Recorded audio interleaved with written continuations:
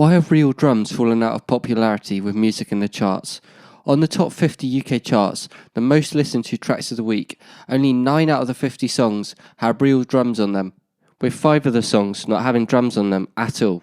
With streams being the main source of income for artists, many smaller artists and record labels have had to make constraints on time and budget.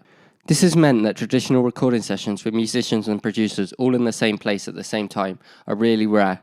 Another reason for the downfall of drums in pop music is that sample libraries have become even bigger and more detailed with high-definition audio drums and samples.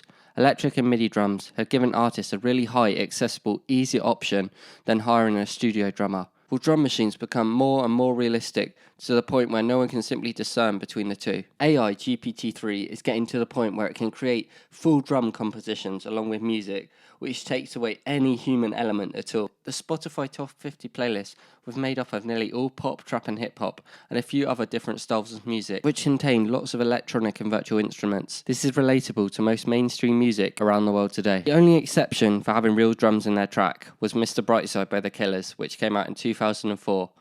This, however, relates to rock music being popular in the early 90s and early 2000s. Arguably, rock music has been on the mainstream decline since that time, due to the rise of hip-hop and pop. However, according to Ethan Hine, a music professor and sound engineer, if a drummer is going to bash out a steady beat, I can get a better result in a tiny fraction of time than using samples. Do you think we'll see a return of real drums in pop music in the future? Comment below your thoughts.